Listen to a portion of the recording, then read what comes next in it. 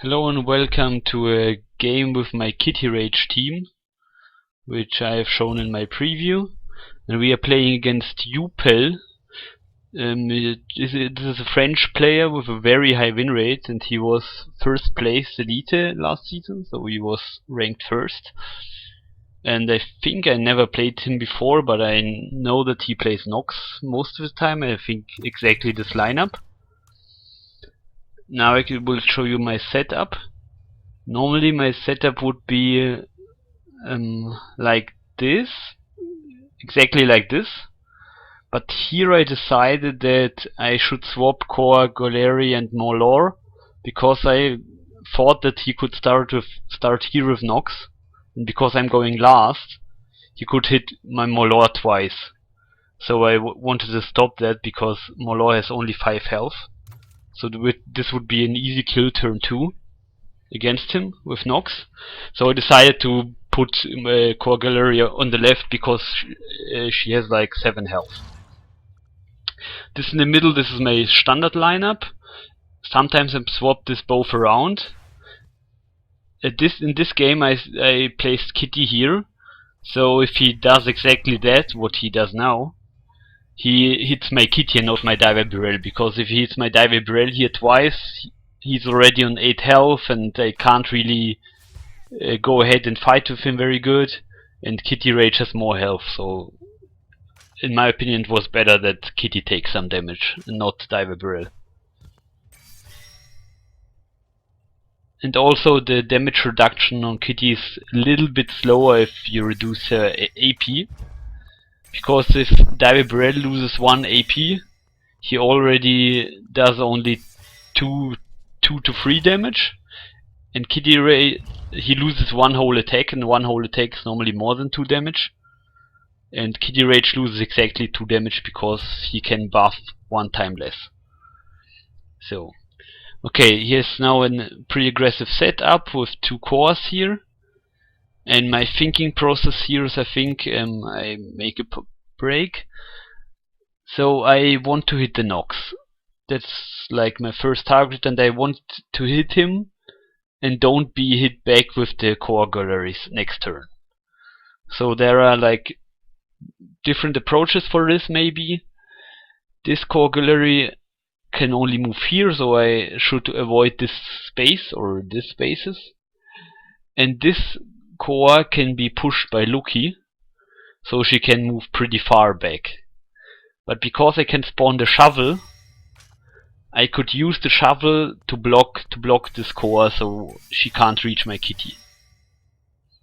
And the second important thing is I want to attack with the Nox with my Kitty Rage as much as possible. So I will buff her with Henwall, so she has like 9 AP, and then I can buff her and hit Nox twice. I will do exactly that.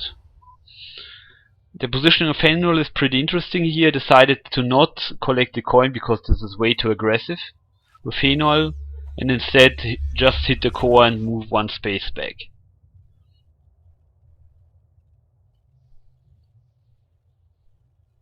Because I didn't want to get hit by the cross spell of Nox or something, which does 2 to 3 damage. The air spell by Nox is not so bad against. It's not good against Henwall because he has air resistance. And Kitty Rage has fire resistance, which is relevant for the cross spell. So, since I have to move Kitty over here to attack, I can move her 1 space back, and I should try to keep Diver Burrell and Kitty Rage diagonal so I can buff both of them. So here I decide to only move 1 space, spawn the shovel to move it in front of Coa, and move back so that I have still the diagonal. This was a very defensive approach to this game, but I don't like if my Diver Burrell gets hit too often with Nox and other champions, because he has only 10 life, and I want to keep the fire on Kitty Rage because she has way more life. So now I think this was so I can now attack twice I was thinking here whether I should kill the Coa or attack the Nox, but I decided to attack the Nox because I don't know, most of the time the Coa won't do that much, and he has to start playing defensive with Nox if I start damaging him. He has 9 life now, and if he would go too offensive now, he would strictly die, so he has like do some defensive movements so that he survives. For example, he can't move too near to Diver Burrell, so you can't move over here or something, or you can't use the cross attack here, because he has only 9 life now.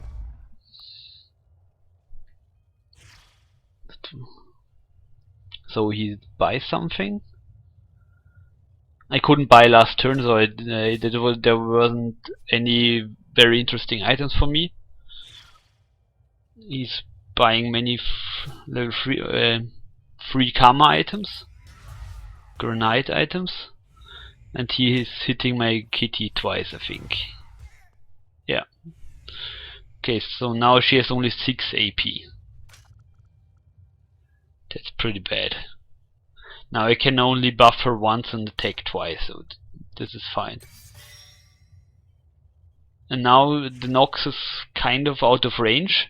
If I would move here, I should move the shovel away so that I can move free forward and then hit Nox. But it depends what he does with his cores. What I will do. Okay, so we go a bit further back.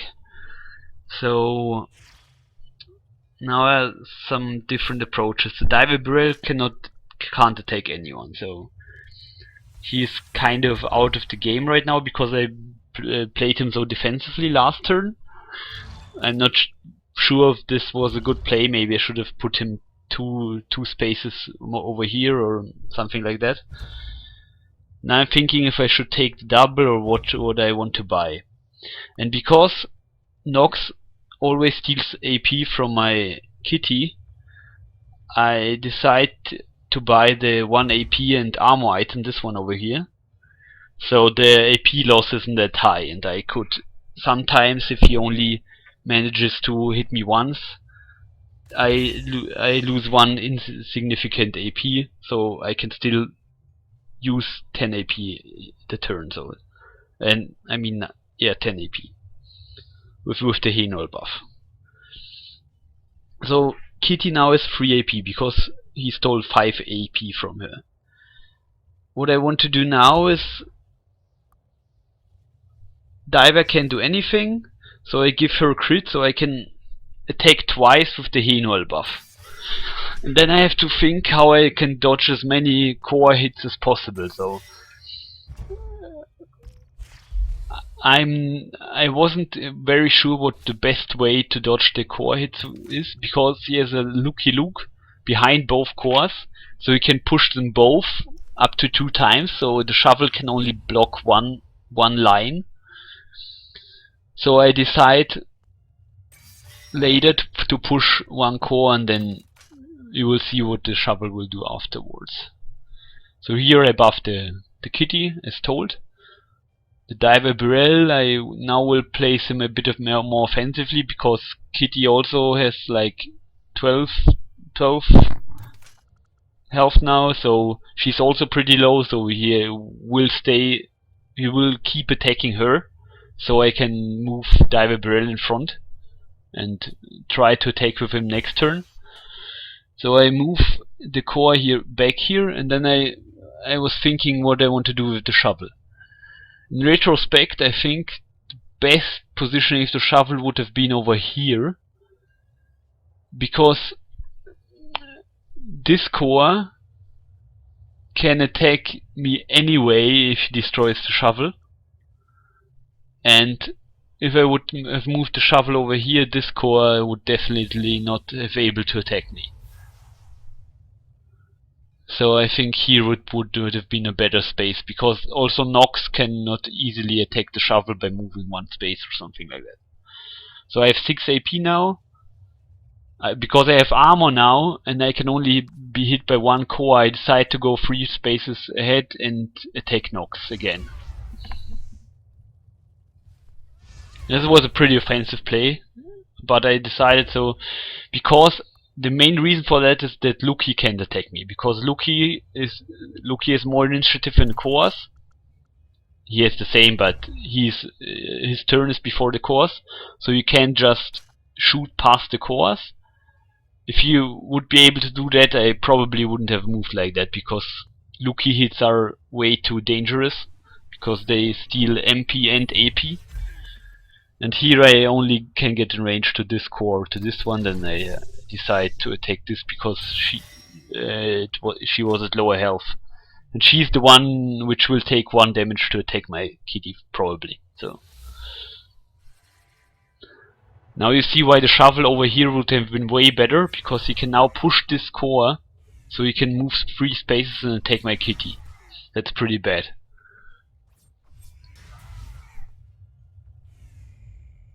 Now he steals 2 AP again.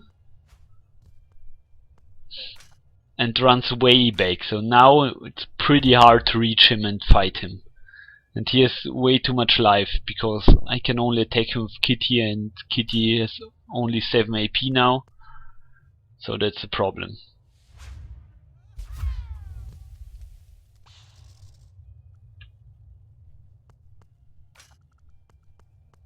Okay, so the play wasn't exactly possible because this core was first and this was second, so it didn't really matter where the shovel was.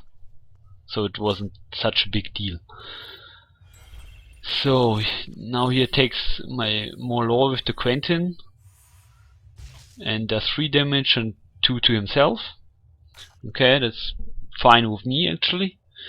And now I decide I can't hit Nox very good, so I have to think of other characters to hit. I have 2 karmas. Now let's look at the shop for a second. My kitty has 5 health. So the shop has 4 health item. This one I cannot buy because I only have 2 karmas.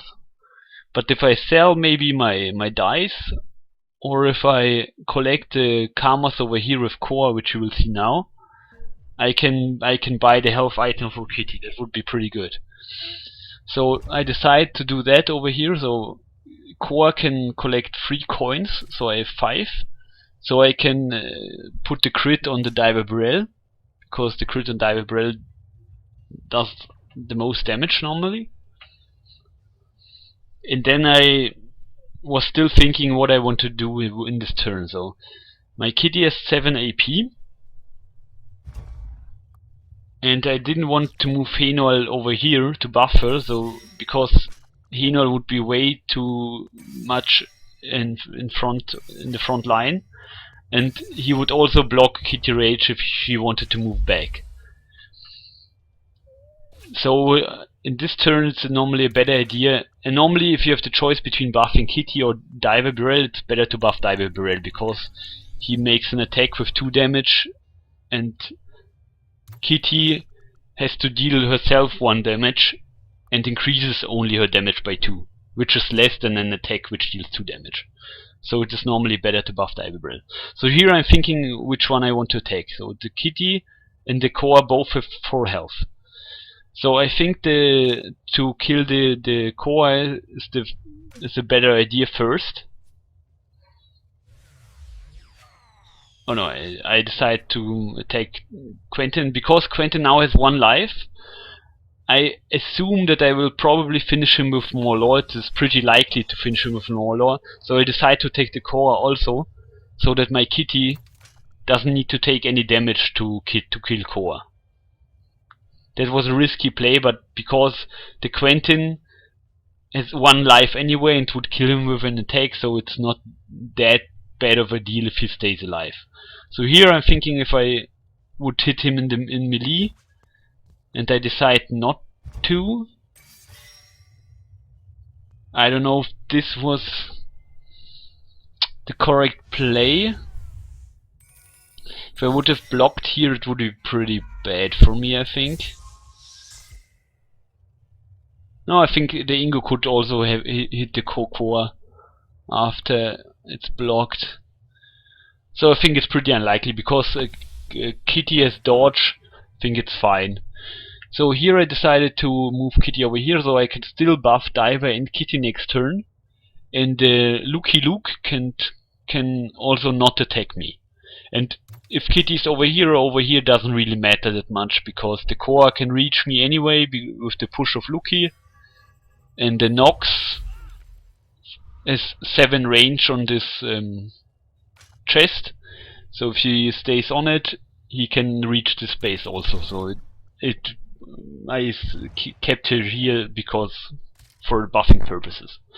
Here I moved in front of Quentin because he didn't die, so he does only have the option to attack Ingo and cannot like decide to attack Diver Barrel or something. He can do that, but he then first has to dodge my Moe Lawr, which is like a small chance that he get blocked, and then he probably won't do it. This game gets pretty interesting right now. So we have now 7 life on Kitty, and we will get hit by Coa Gulary. And now his Nox is positioned pretty interesting, though. I can probably reach him, but he has, I think, 9 life at this point, and he has still the Kiri to heal Nox. So let's look what Quentin does. Yeah, Quentin does 2 damage and dies, so it's a trade here. That's fine with me. Not that big of a deal.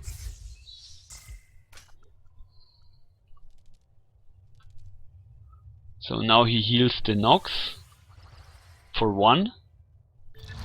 I think now Nox has 11 life, so if I remember correctly. So I have here this decision, and I will pause this game here in the shop. So let's look in the shop first which items I do want which do damage. So this item is not very good on any of my champions, only Kitty can use it, and because he has maximum AP, it's pretty bad to use a melee attack. So because he has max AP, I can buff her twice and then hit for 6 to 8 with my first attack. So because of that, I don't need any of these items and I don't need any of these. So these are both the items I could use. I have 2 karmas. So let's run the game. So the shop closes, and then we will think what we can do this turn. So here, there's a very interesting turn. The double is not very relevant here. So here is 4 GG. It's not very relevant. The idea is what happens if I don't try to attack the Nox. So let's see. If I want to attack the Nox, I could do it. So Diver Barrel can run over here, Kitty can run over here and attack Nox, and this would be Nox's 11 health. So if I wouldn't hit Nox this turn, in my opinion, if I would like kill the Coa, or maybe go over here with the Kitty and kill the Luk Ylook and the Coa, I have a Kitty with 5 or 4 life, depending on how much I have to use the spell, which is standing over here against the Nox and the Kiri and the Nox with 11 health. So I decided at this point that I'm probably not winning this game if this happens. I'm not sure if this is correct, but I decided that, in my opinion, a better idea would be to hit the Nox instead. And if I decide to hit the Nox, I have like one critical decision to do before I do that. So the Nox has 11 health. This one is out of line. What she wants to do is, I want to choose the critical, put it on Diver Barrel to maximize damage, and then I would lose the shield and buy the critical armor, dodge and block item and give it to Kitty. So the one for free. So if I decide to do that, I have one other decision. I could move my Henol over here, buff Diver Barrel and Kitty, and then move over here and attack Nox. But if I do that and get one more damage in, I have to move Kitty over here to attack Nox. and this involves me dodging Coa Gulary. So this has an 8% chance that I will get blocked and lose the game at the spot, obviously, because the Coa and the Nox will easily kill me. So I risk 8% of winning the game.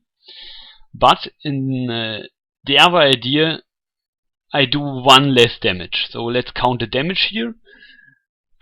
This both have critical and this one has armor. So let's count the average damage. Critical against armor is like a little bit over base damage, because the chance of critical is higher than the chance for armor. And because of that, Diver Barrel does like 4.5 damage with 2 attacks. And Kitty Rage with 2 attacks as armor piercing does 6, like, let's say 7 damage. So this is 4.5 plus 7, this is 11.5 without Henol. So because this is 11.5 damage, I kinda counted it out in my head while playing. I decided to go for the safe route, I will call it safe route, without attacking with Henol. So without the chance of 8% to be blocked over here at Coa. There was what I didn't mention. Yeah, it's fine. So I will do that. I will give critical to Diver Barrel.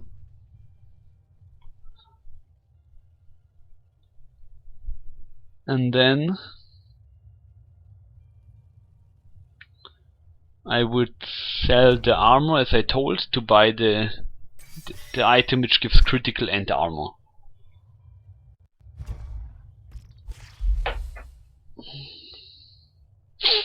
The shovel obviously does nothing in this spot because I can't reach Nox with it.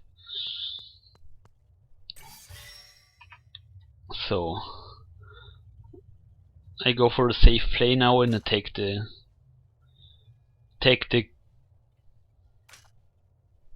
Coa with the Henol, just because I can, so because I can't detect the Nox.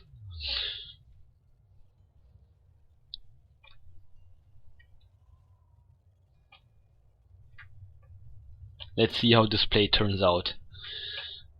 If you have any thoughts about this exact turn, maybe if you would have played something else, or maybe why you would have attacked Luk or Coa instead, or killed both of them, that would be pretty likely to kill both of them. So I would gain 3 GG with that, and then, yeah. So tell me in the comments, I would like to hear it.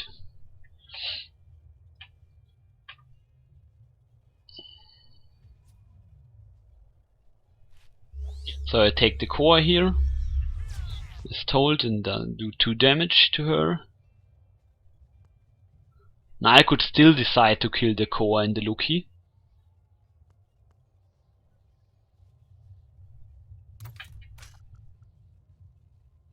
I opted to move Henol over here, so because he will kill Kitty anyway if this doesn't happen, so I do 2 damage. And I do 2 damage again. So that's a bit under average, so now Nox has 7 life. And I have to do 7 damage with 2 armor piercing attacks and critical strike. So this is pretty reasonable. I don't know the odds for it, but it's, I think, over 60%. Probably over 65 also. So I do 3 and now I have to do 4. So I hit the 4 and kill the Nox. Was a pretty interesting game in my opinion. I hope you enjoyed the game, and if you want to see more of this, subscribe to my channel. Bye.